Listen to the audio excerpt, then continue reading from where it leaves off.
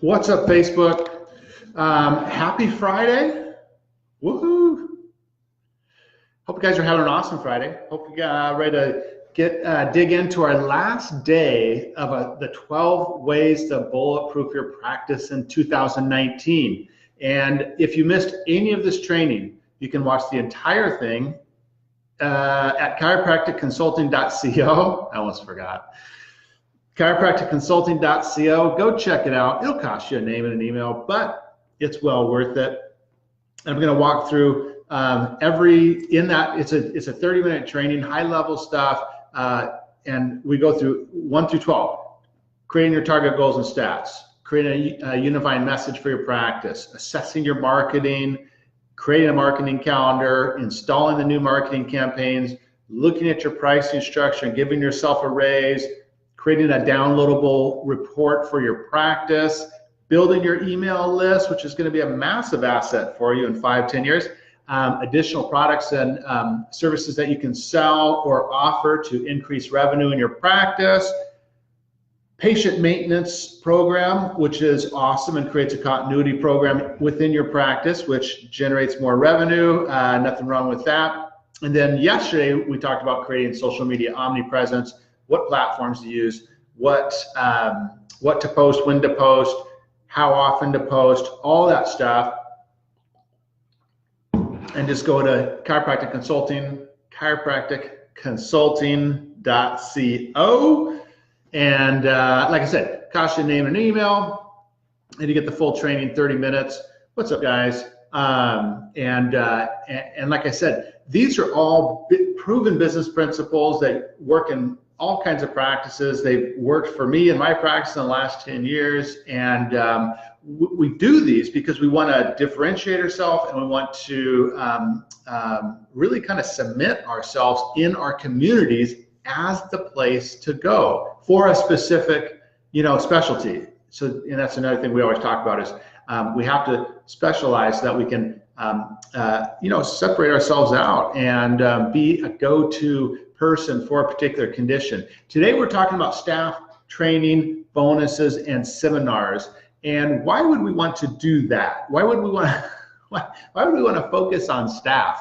Well, the reason why is because, the old saying, happy wife, happy life, happy staff, happy practice. I know it doesn't rhyme, but guys, you get the picture, right?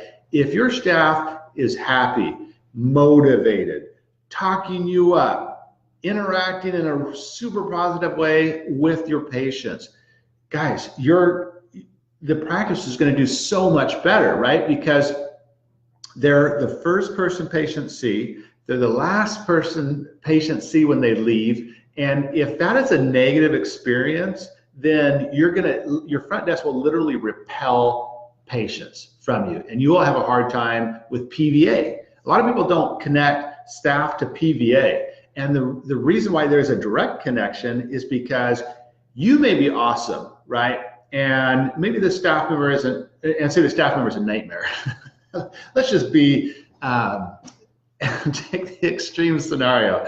Staff member is a nightmare, front desk is a nightmare. And so the first visit, right, when they first come into your office, the patient may be like, wow, maybe they're just having a bad day. I love this doctor. He's awesome. They sign up with you, blah, blah, blah. But a week down the road, 2 weeks down the road, 3 weeks down the road, they may really enjoy you and the results that they're getting, but they just can't stand seeing that person at the front desk. They're out. They are out. There's too many options for people. And if it's a pain in the butt for them to come into your office, and it's always, it's always a battle with the front desk girl or guy, whatever the CA is, they'll bail out, and there goes your PVA, right? And then you're asking the front desk person, hey, why did this person cancel their program of care? And the CA, who's a total nightmare, says, oh, I don't know. She loved me. And it's like, they're obviously always going to tell you what you want to hear, right? So if your front desk CA is not a ray of sunshine, is not a total rock star, isn't willing to learn, doesn't love being there, fire her. Fire her fast, right? Because you would be better off having no one at the front desk than having someone that is repelling patients, okay? So let's talk about first. We got to assess. Okay, where is the training at in terms of your staff? Do you train at all?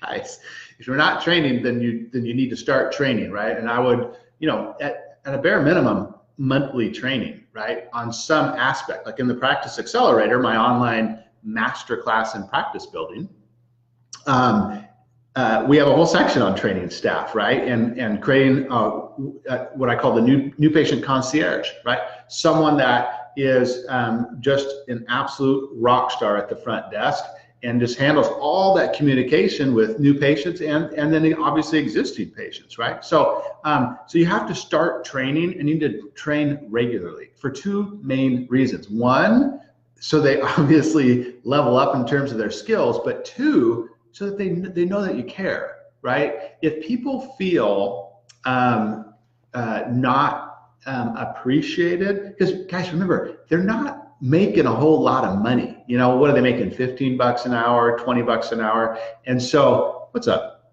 Pharmacanolic? What's up? Thanks for joining. If they don't feel appreciated and they're being underpaid or just not making a lot of money, guys, they're either not going to do a good job and stick around because they really need the money, or they're going to just bail on you, right? So when you train, you level up their skills and you show that you care, right? So and what should you train on? Well, phone for one, right? They should be excellent at answering the phone in terms of scripts. They should be excellent at answering questions. They should have a frequently asked questions list of what you do in your office, whether it's just straight chiropractic or neuropathy or decompression or stem cell or functional medicine. I mean, she should have, or he should have, a list of frequently asked questions, and then you should quiz her on it regularly. She should literally be able to answer 80 questions that you could answer for the most part, right? Because if someone calls up and they're thinking about making an appointment in your office, and they don't know you, they've seen an ad somewhere, and they're like, ring ring, and the staff and they're like, what exactly is a chiropractor treating neuropathy for? And she's like, well, that's a good question for the doctor. And they're like, you know what? Like, they need to be able to answer that question with authority and confidence, and boost you up, right? They should be developing authority and trust and rapport on the phone with that patient before they even make an appointment, right? And so they have to be knowledgeable about what you do in the office, why it's so great, why it's different, why you're the only doctor to go to, and then they should be super, super friendly on top of all of that. So if your staff member, your front desk girl or guy that is answering the phone does not meet those qualifications, then you should either fire her or figure out a training program. Like if they have the attitude, like you hire for attitude and you train for skills in that position, right? It's different than if you're hiring someone like an IT guy. You hire for skills, right? And then you deal with the fact that they eat Cheetos and Red Bull all day. Sorry, total stereotype. Point being is, in this position, in the CA position, it's not how IT guys are always portrayed in movies. They're pounding Red Bull and they're eating some type of chip. Anyways, let's move on. But when you're paying a staff member 15 bucks an hour, which is not a lot of money, obviously, you are hiring for attitude, and then you're going to train them up, right? Okay, so that's training, right? It has to be done on a regular basis, at least monthly, and ideally a little bit more frequently, right? Every 2 weeks, something like that. And then you should have daily meetings, right? Now the daily meetings, you're going to talk. They should be in the morning, right? And then you talk about your day. What does the schedule look like? How many people? How many new patients are on the books? What time are the new patients? What type of new patients? And you go through it. You talk about, hey, this is the marketing stuff that we have going on. We have an ad in a newspaper, or the Facebook special is this particular special, or whatever it is. So everyone is on the same page, right? It's all about communication. So so that's kind of training and meeting in terms of staff. And you want to figure out, hey, what are they doing well, and then reward them on that. compliment them, encourage them, and then what do they need help with?